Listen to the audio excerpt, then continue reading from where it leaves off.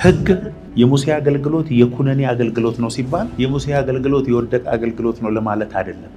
ሙሴ መጣ ማለት 0% ማግኘትህን ብቻ ነው የምታውቀው። ምክንያቱም የሙሴ ህግ 10 ብቻ አይደሉም፣ በጣም ብዙ ናቸው፣ 600 ናቸው። አትስረቅ፣ አትቅመስ፣ አትንካ፣ እንዲያታድርግ ከዚህ ሁሉ ውስጥ አንዱን ካላደረግ ሁሉንም ደግሞ 0 ነው። ከ600 አንድ ካጣ 0 ማለት ነው። ስለዚህ የሙሴ አገልግሎት የምን አገልግሎት ነው? የኩነኔ አገልግሎት ነው።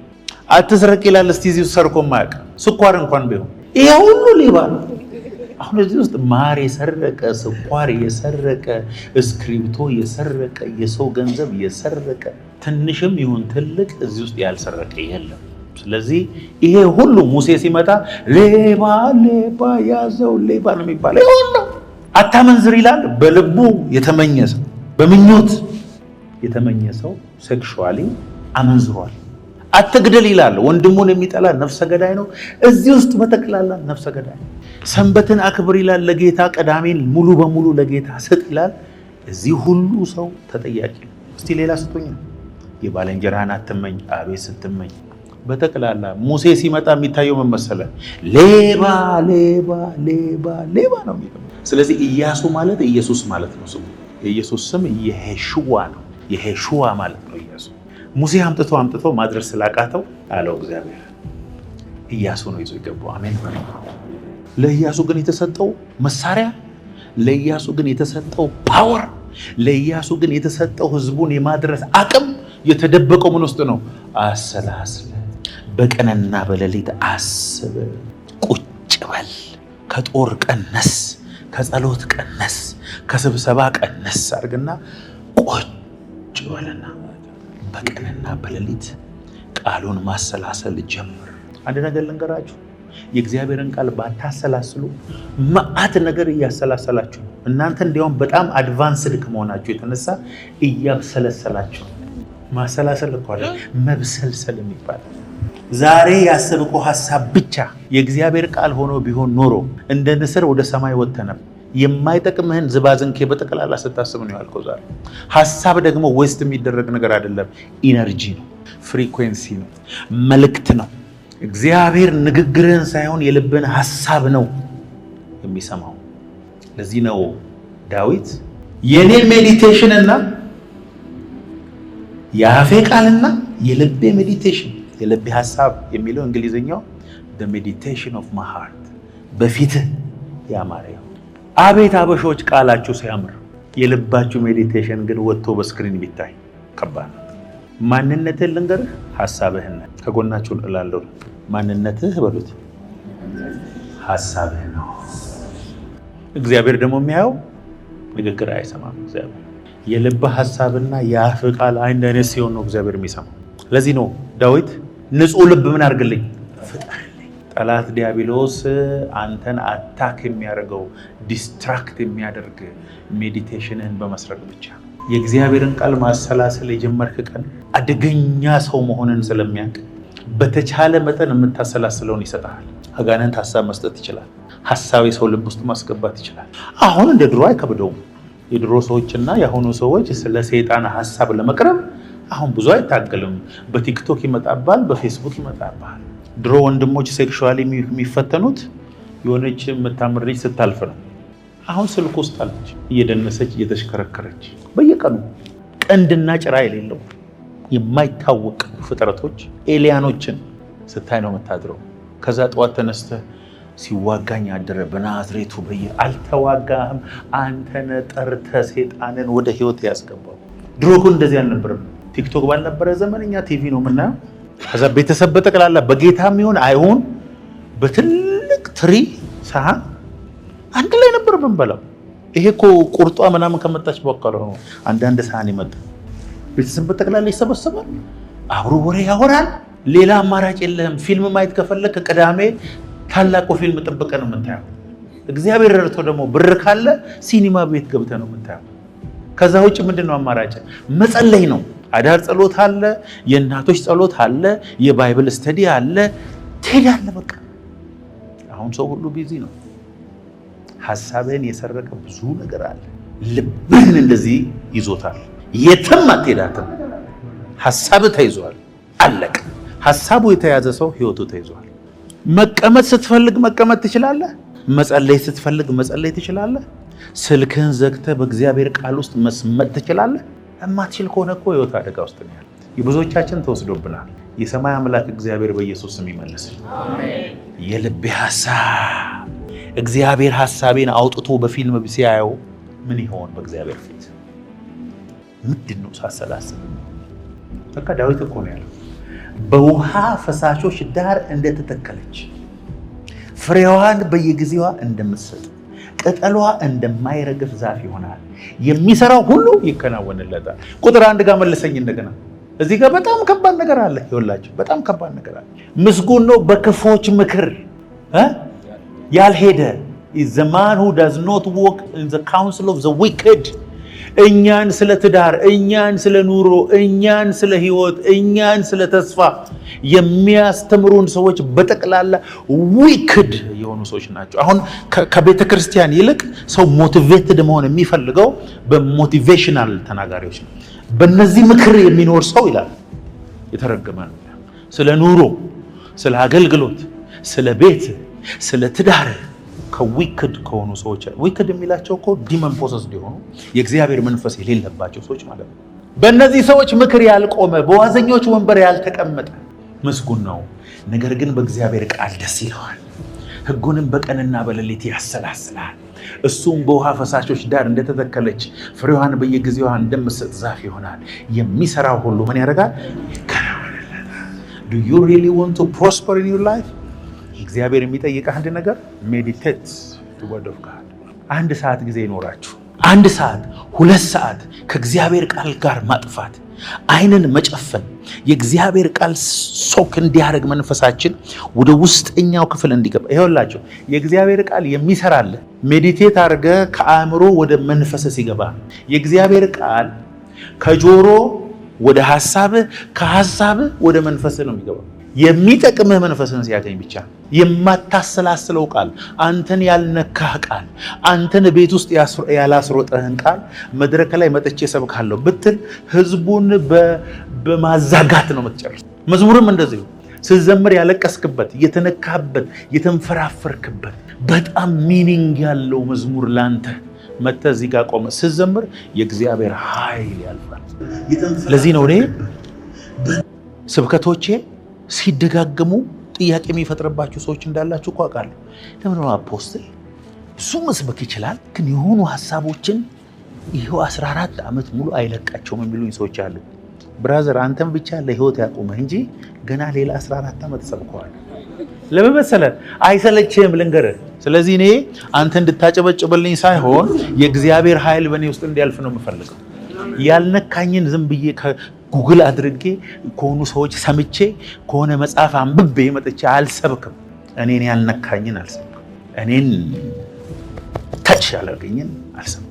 ስለዚህ እግዚአብሔርን ቃል ስታሰላስሉ አንዳንድ ቀን ይከብድሃል፣ ታዛጋለህ። አንዳንድ ቀን ግን ይነካሃል አይደል? ያስለቅስሃል። 100 ጊዜ አንብበዋል ይህን ቃል ከዚህ በፊት ምንም አልነካህም። ሰብከዋል፣ አልነካህም። አስተምረሃል፣ አልነካህም። የሆነ ቀን ግን መጥቶ እንባ በእንባ አርጎ መሬት ላይ አንፈራፍሮ እሱን ቃል እስቲ ሂድና ነገ ስበክ። የእግዚአብሔር ኃይል ያልፋል። ከኔ ጋር ናችሁ? ዘሪው አለ ጌታ ኢየሱስ። ዘሩን ሊዘራ ወጣ። እሺ አንዳንዱ ምን ላይ ወደቀ ይላል? ጭንጫ መሬት፣ አንዱስ በእሾህ መሃል፣ አንዱስ በድንጋይ ላይ፣ አንዱ በመንገድ ዳር፣ አንዱስ በመልካም መሬት ላይ። ዝም ብሎ መንገድ ላይ ወደቀውን ወፎች መጥተው በሉት። ይሄ ቃሉን ሰምቶ የማያስተውል ሰው ነው። ሲወጣ መጥተው ጠላት ይወስድበታል። ሜዲቴት አድርጎ ስላላስገባው ውጪ ላይ ነው ያለው ፍሬው፣ እዚህ ጋር ይወስድበታል። ሀሳቡን ነው አድርጎ። ዛሬ የነበረው ስብከት ዋው ቢሉ ሰዎች አይታችሁ አታውቁም? ወይኔ ዛሬ፣ ወይኔ ዛሬ፣ ወይኔ ዛሬ። ስለምንድን ነው የተሰበከው ሲባል ምን ነበር? በቃ ጭፈራው ነው የነካው። የማያስታውስ ሰው አለ። በእሾህ መሃል የወደቀው ምንድን ነው አለ ጌታ ኢየሱስ። አደገ በደስታ ቃሉን በደስታ የሚቀበሉ ሰዎች። ከዛ የዚህ ዓለም ሐሳብ መጥቶ አነቀው፣ ፍሬ እንዳያፈራ አደረገ። በቃ ምቾቱ፣ ምኑ፣ ድሎቱ፣ የተለያየ ነገር ሲያንቀው ፈተና ሲመጣበት ይተው። ያኛው ደግሞ ስራ አልነበረውም፣ ድንጋይ ላይ ስለሆነ የበቀለው ፀሐይ ሲወጣበት ደረቀ። በደስታ ይሰማል፣ ከቃሉ የተነሳ ፈተና ሲመጣበት የለም። መልካም መሬት ላይ የወደቀው 30፣ 60 እና 100 አፈራ። ስለዚህ እናንተም ቃሉን እየሰማችሁ ራሳችሁን የምታስቱ ሳይሆን ቃሉን የምታደርጉ the doers of the word የእግዚአብሔር ቃል ሲድ ነው። እስቲ የእግዚአብሔር ቃል ዘር ነው ወለፍ ዘር ተራ ነገር ነው ብለህ ብትቀብረው መሬት ውስጥ ታሪካው ስህተት ነው የምትሰራው፣ ይበቅላል። የእግዚአብሔርን ቃል ወደ መንፈስ ውስጥ አስገብተህ የምትተክልበት እንዲያፈራ የምታደርግበት መንገድ ማሰላሰል ሜዲቴሽን ይባላል። እስቲ ጸሎታችሁን ሁል ጊዜ በመናገር ብቻ አትጨርሱ፣ በመገሰጽ ብቻ አትጨርሱ፣ በማሰላሰል በሳምንት የተወሰኑ ቀናት እስቲ ለማሰላሰል ስጡ። ሰዓት፣ 1 ሰዓት አይንህን ጨፍነህ በመሃል ቃሉን እያነበብክ እያሰላሰልክ እንዲያውም ማሰላሰል የሚለው ቃል የዕብራይስጡ ማሰላሰል በአፍ መደጋገም እንቅስቃሴ ሁሉ አለ። በሐሳብም አለው በንግግርም አለው። እየተናገርክ እያሰላሰልክ እየተናገርክ እያሰላሰልክ ከመንፈስ ውስጥ ኃይል አውጣ። የጻድቅ ሰው ጸሎት በስራዋ እጅግ ኃይል ታደርጋለች። ማሰላሰል ያስከፍላል፣ ያደክማል። የሚገርማችሁ ግን አትችሉ። ገና ቁጭ ብለህ ማሰብ ሲጀምር እሱ ማሰብ የጀመርከውን ዲያርጎ የሚበላ ሌላ ሀሳብ ይለቅብሃል። ለምንድን ነው ከባድ የሚሆነው ይሄ ነገር? ተራራ መውጣት ከባድ አይደለም። አክሮባስ መስራት ከባድ አይደለም። ምግብ ማብሰል ከባድ አይደለም። አልጋ ማንጠፍ ከባድ አይደለም። መስሪያ ቤት መሄድ ከባድ አይደለም። እስቲ መቃሉን ማሰላሰል ጀምር። በሲኦል ያሉ አጋንንቶች ሁሉ ይዋጉሃል። አትችልም። ትሬኒንግ ይፈልጋል፣ ዲሲፕሊን ይፈልጋል፣ ደጋግሞ ማድረግን ይፈልጋል። ከኔ ጋር ናችሁ? እስቲ ኢየሱስ ጌታ ነው በሉ። ፊልጵስዩስ 4:8 እስቲ ከ4 ጀምረን እናንብብ። 4 ሁላችን በቃላችን የምናውቀው ወንድሞች ሆይ እውነተኛ የሆነውን ነገር ሁሉ፣ ጭምትነት ያለበትን ነገር ሁሉ፣ ጽድቅ የሆነውን ነገር ሁሉ፣ ንጹህ የሆነውን ነገር ሁሉ፣ ፍቅር ያለበትን ነገር ሁሉ፣ መልካም ወሬ ጉድ ሪፖርት ያለበትን ነገር ሁሉ፣ በጎነት ቢሆን ምስጋና ቢሆን እነዚህን አስቡ። ቀጥሎስ እስቲ ከኔ የተማራችሁትን የተቀበላችሁትን የሰማችሁትን ያያችሁትን እነዚህን አድርጉ። ለምን? የሰላም አምላክ ከእናንተ ጋር ይሆናል። የሰላም አምላክ ከእናንተ ጋር እንዲሆን ከፈለጋችሁ መልካም የሆነውን በጎ የሆነውን ንጹህ ወሬ የሆነውን ሐሜት የሌለበትን ኔጌቲቭ ያልሆነን ነገር ፍቅር ያለበትን በጎነት፣ ምህረት እነዚህን አስቡ። ለካ የኔ የህይወቴ አቅጣጫ ጠንከር አድርጌ በማስበው ሐሳብ አቅጣጫ ነው የሚሄደው ህይወቴ። በቃ እምነትም ማለት እሱ እኔ መሞት ነው የምፈልገው። በቃ እኔ በቅቶኛል፣ እዚህ ምድር መሞቴ ነው፣ በቅርብ ጊዜ እሞታለሁ ብሎ የሚያስብ በቅርብ ጊዜ ከመሞት ሊያድነው የሚችል ሰው የለም። እግዚአብሔር በመጽሐፍ ቅዱስ ውስጥ በግልጽ ብዙ ፓተርኖችን ካስቀመጠልን ነገሮች አንዱ ስለ ሜዲቴሽን ነው። ጴጥሮስ ጣቢታን ከሞት አስነስቶ በነጋታው ባህር አካባቢ ሰገነት ላይ ሆኖ ዘና እያለ እያሰላሰለ በተመስጦ ሳለ ይላል። ተመስጦ በሉ እስቲ። ሐዋርያው ጳውሎስ፣ ሐዋርያው ጴጥሮስ he was in trance in the spirit በቃ ገብቶ እዛኛው ክፍል ውስጥ ሳለ ሸማ ላይ ጨርቅ ላይ የማይበሉ አስፈሪ የሆኑ እንስሳትን እግዚአብሔር ተነስና አርደ ብላል። እዛ ላይ እንግዲህ አዞ አለ፣ ውሻ አለ፣ እንቁራሪት አለ ብላችሁ አስቡ እንዲገባችሁ። ብላ ሲል ኧረ ጌታ ሆይ እኔ አይሁድ ነኝ እንደዚህ አይነት ቆሻሻ ነገር በልቻለሁ። እግዚአብሔር የቀደሰው ማን ስለሆንክ ነው አንተ የምታረክሰው ብላል። ጴጥሮስ ታይም አለው ቱ ሜዲቴት። እግዚአብሔር እንዲናገረው ጥበቃ አለው። ከእግዚአብሔር ጋር ለመገናኘት ወደ ውስጠኛው ኮርት ይገባል። የመጀመሪያው የስጋ ሬልም ነው። ሁለተኛው የሜዲቴሽን ሬልም ነው። ሶስተኛው የክብር ሬልም ነው። እስካላሰላሰልክ ድረስ ትልቅ የእግዚአብሔር ግሎሪ ውስጥ መግባት አትችልም። you can't don't waste your time። እንደ ሐሳብ ዌስት እያደረግን ያለው ኢነርጂ የለም። ለኛ በሐሳብ ማመን ብዙ የሚከብደን አይመስለኝም። አንድ ነገር ልንገራችሁ እስቲ። ቤት ስለ መስራት አስብ፣ ጠንከር አድርገህ አስብ። ስለ ሲሚንቶ፣ ስለ ብረቱ፣ ስለ ብሎኬት፣ ስለሚሰሩት ሰዎች ማውራት፣ ማሰብ፣ ማሰላሰል ጀምር። ከዛን ቀን ጀምሮ ቤትን የሚያንኳኩ ስልክ የሚደውሉልህ ሰዎች፣ የምታገኛቸው ሰዎች በጠቅላላ ቤት ከመስራት ጋር የተገናኘ ይሆናል። እስቲ ከ10 ዓመት በፊት ደውሎ የማያውቅ አጎትህን ቤት ውስጥ እስቲ ስለሱ አውርታችሁ ሳጨርሱ ይደውላል። ስለ በርገር ስቃለኝ ምናምን ትላላችኋል። ሰው አንስቶኝ ነው እሱን አላውቅም። እውነት ይሁን ውሸት ግን እርግጠኛ ሆንኩትን ነገር ልንገርህ፣ ስላንተ ሰዎች ሲያስቡ ሳትፈልገው ነው ስልክን ተመደውልባቸው። አሁንማ ቲክቶክ በሐሳባችን መስራት ጀምሯል። ስለ በርገር ስታስብ ቀጥሎ የሚመጣው ቲክቶክ እሱ ነው። ከአእምሮ ውስጥ የሚወጣውን ኢነርጂ እንዴት አድርገው ትራንስሌት እንደሚያደርጉ ችለውበታል እነሱ።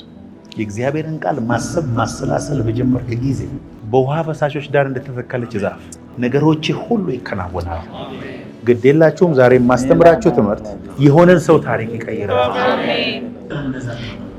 የፈለጋችሁትን ሰክሰስፉል ሰው ሄዳችሁ ተመልከቱ። በሆነ ዘመን ላይ ያንን ነገር ለመሆን እያሰላሰለና እርግዝና አለ በውስጡ መውለዱ አይቀርም። እኔ ሰው አልሆንም፣ የኔ ነገር አልቋል፣ የኔ ምናምን የምትለው እሱንም ትሆናለህ። ምርጫው አንተ ነው። ስለዚህ ነው አጥብቀህ ልብህን ጠብቅ። የህይወት መውጫ ከየት ነው? ልብህን ጠላት ካገኘ ህይወትን አግኝተዋል።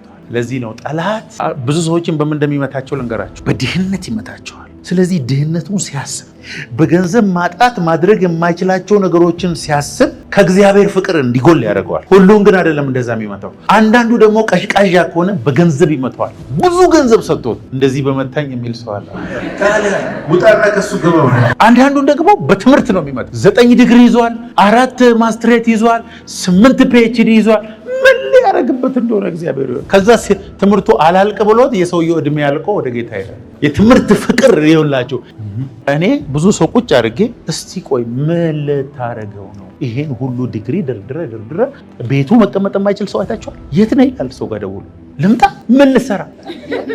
ስራ የለም አናነሳዋለን። ያው ቢሮ ቁጭ ብሎ ካቀማመጡ ያለው ይሄው አፖስት ቶሎ በሌላ ቀጣይ ሰው አለ። ተረጋጋ እንጂ ከስንት ዓመት በኋላ ያገኘሁትን እድል ኮቱን ያወጣ።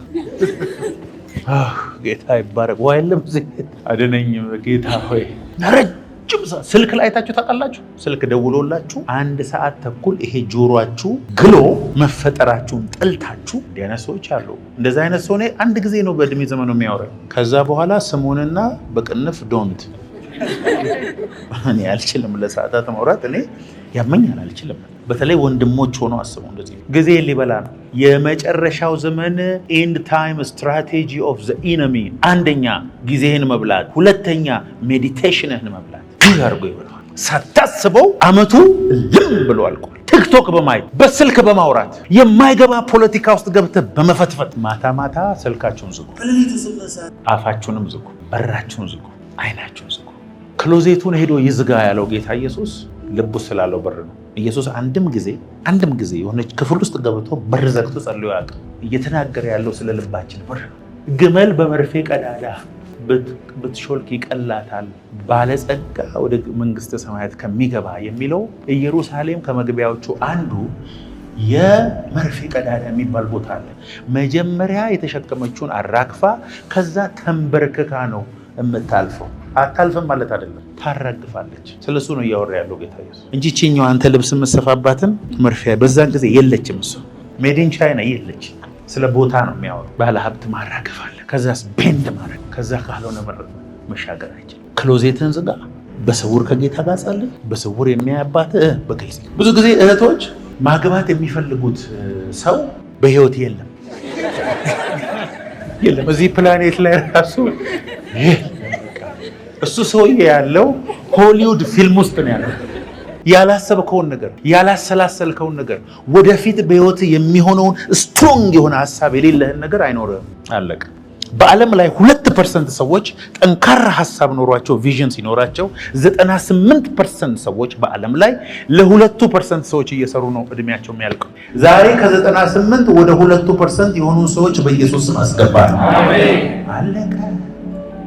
የምታገቢው ሰው አንደኛ በምድር ላይ ያለ ይሆን፣ የሚዳሰስ የሚጨበጥ ይሆን። ሁለተኛ ይሄ እህቶች ናቹራሊ ፋናታይዝ ማድረግና የሌለ ነገር እንዳለ የማሰብ ነገር አለባቸው። እሱ ለመንፈሳዊ ነገር ይጠቅማል። የሌለ ነገር ስለሆነ ግን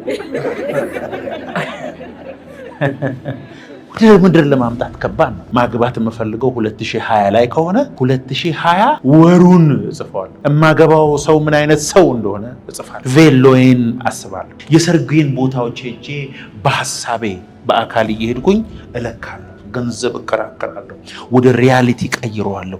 ነገሩ የሆነውን ያህል በእጄ እንደጨበጥኩት ያህል እየሆነ ሲመጣ በዛ ወር ላይ አግብተሻል። ብታምኝም ባታምኝ ላታምኙ ትችላላችሁ። ይሄ ለትዳር ብቻ አይደለም። ለአገልግሎት ይሆናል፣ ለስራ ይሆናል፣ ለማንኛውም ነገር ይሆናል። እንጂ የሥራ አይደለም።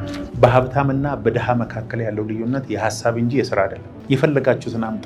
በጣም ቶፕ ሀብታሞች በጣም ታች ያሉትን ድሆችን ያህል ስራ ሰርተዋል። ቴሌቪዥን ሲያዩ ነው የሚውሉ፣ ጋዜጣ ነው የሚያነቡት። ለ15 ቀን ዱባይ ሄዶ ሲዝናኑ ነው የምታየው። ገንዘባቸው ነው የሚሰራው፣ ሁሉን ነገር ይሰራል። ዜሮም ቢሆኑ እንደገና ተመልሶ ሀብታም እንደሚሆኑ 100% ያውቃሉ። ድህነት ሀሳብ ነው፣ ሀብት ሀሳብ ነው። ቅባት ተደብቆ ያለው ሀሳብ ውስጥ ነው።